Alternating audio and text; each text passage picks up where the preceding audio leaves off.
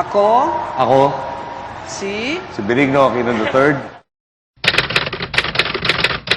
mataimtim kong pinanunumpaan ay taimtim kong pinanunumpaan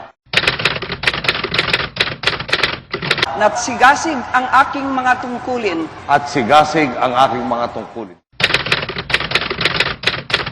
Crisis at the Quirino Grandstand, your government has launched an independent and transparent investigation into the events of August 23.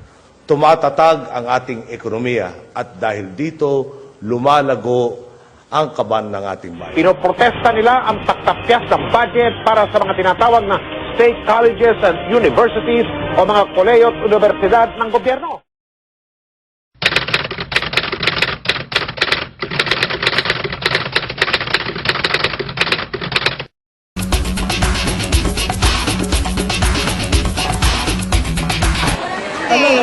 Hindi niya kinaya. I think hindi niya pa kinaya. Though nabigyan nga ng budget yung edukasyon sa kabuuan.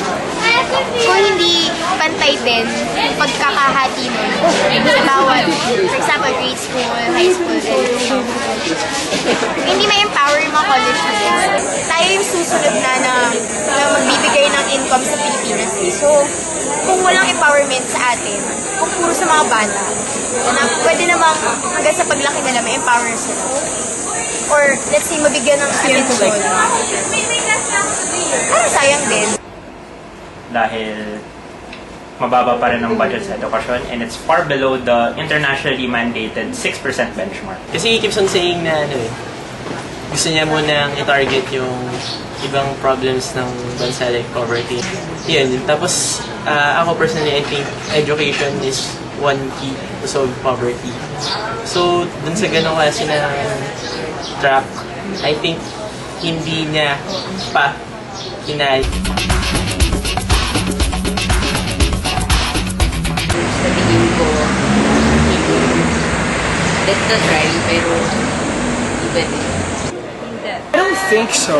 Kasi, unang-una sa lahat, hindi kasi parang nakikita ko hindi yung prioridad sa kanyang activities. Kasi una sa lahat, binawasan niya yung budget.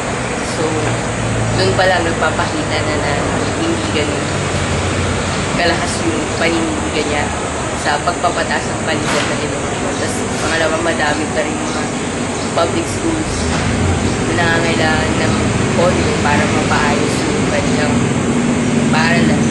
So, sa tingin ko, hindi naman. Kasi marami pa rin estudyante na hindi nakakapasok sa eskwelahan.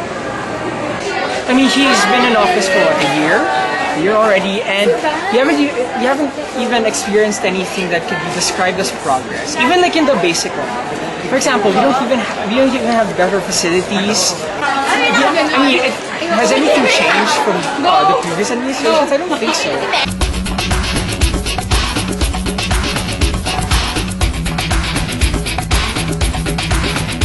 You know, there's a lot of criticism because he's saying balik tayo sa basic education, the earlier years, rather than pouring the money to tertiary education. And I actually sort of agree with that because we have a very weak primary and secondary educational system in the public sector, which then puts the poor and the middle class at a disadvantage. So I think his priorities are not wrong. The way it's put, kasi it's almost like an or thing. Kung papasok natin yung pera sa basic, sorry na lang kayo sa UP at sa mga state universities, pwedeng package mo that you have to continue with your investments at the tertiary level to maintain the not very high standards, they're fairly good standards, while trying to remedy the basic years. Because he's going to also have to face some choices, even with K-12. I'm worried because K-12 puts the extra years at grade school and in high school, when I think they need to further strengthen preschool, what they call pre-K-12, and the very early years. Because what we're finding out is that so many kids are really going to drop out before 6th grade. So kahit magdagdag ka ng 2 years in the upper, they're not going to benefit.